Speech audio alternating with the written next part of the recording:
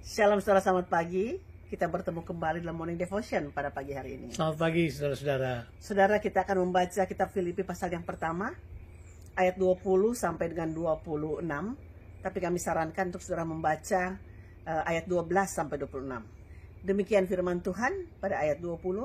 Sebab yang sangat kurindukan dan kuharapkan ialah bahwa aku dalam segala hal tidak akan beroleh malu, melainkan seperti sedia kala. Demikian pun sekarang Kristus dengan nyata dimuliakan di dalam tubuhku, baik oleh hidupku maupun oleh matiku.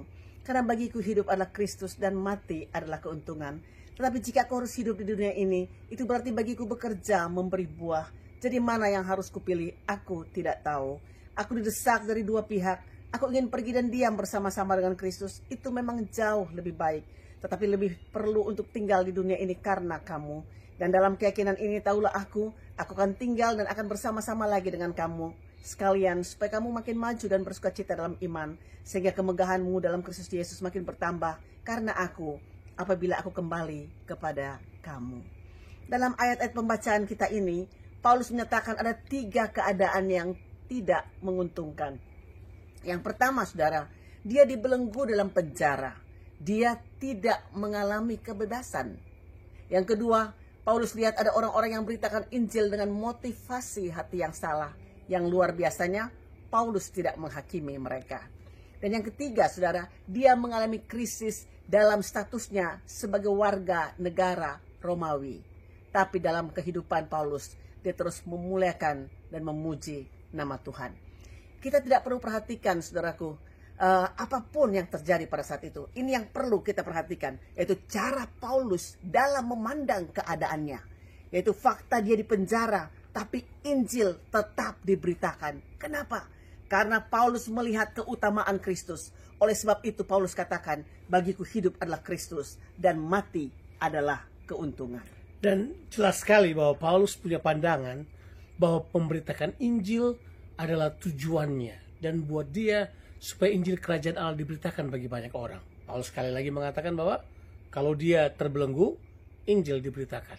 Kalau dia dihianati oleh orang-orang yang bermotivasi salah dalam pemberitaan Injil, Injil tetap diperluas. Kalau dia punya masalah dalam krisis pribadinya dalam soal kewarganegaraannya, jelasnya bahwa dia mengetahui bahwa Tuhan tetap masih dapat dipermuliakan dalam kehidupannya. Sampai dia berkata, dalam hidupku, dalam tubuh ini, aku mau supaya baik dalam hidupku ataupun matiku, Tuhan dipermuliakan. Dan coba lihat, Paulus mengerti betul, sebagai seorang pemberita Injil, dia mengetahui bahwa hidupnya ini adalah hidup hanya untuk kepentingan Tuhan. Hidup dan mati bagi seorang yang telah memfokuskan dirinya pada Yesus, itu sama saja. Dalam kekristenan, dalam kerajaan Allah, hidup dan mati ada dalam satu level. Kita tidak bisa bilang bahwa hidup lebih baik daripada mati, atau mati adalah lebih buruk daripada hidup. Kedua-duanya sama dalam satu level. Sehingga Paulus berkata, hidup adalah mati. Sebab kalau kita hidup adalah Kristus dan mati adalah keuntungan. Nah, kalau kita misalnya mati, kita ketemu dengan Tuhan, hidup selama-lama bersama dengan Dia.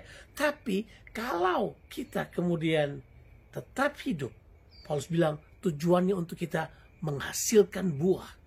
Dan buah itu adalah buah yang menguntungkan untuk kemajuan orang-orang yang dilayaninya.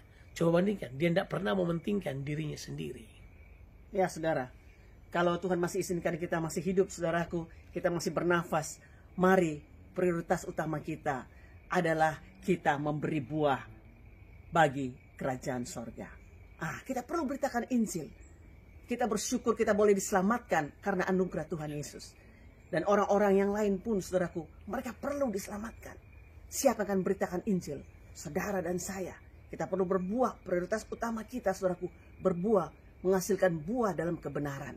Yaitu kebenaran memberitakan nama Yesus. Saya mempercayai bahwa sudah waktunya kita terus memfokuskan diri kita kepada Kristus. Soal hidup dan mati bukan urusan kita.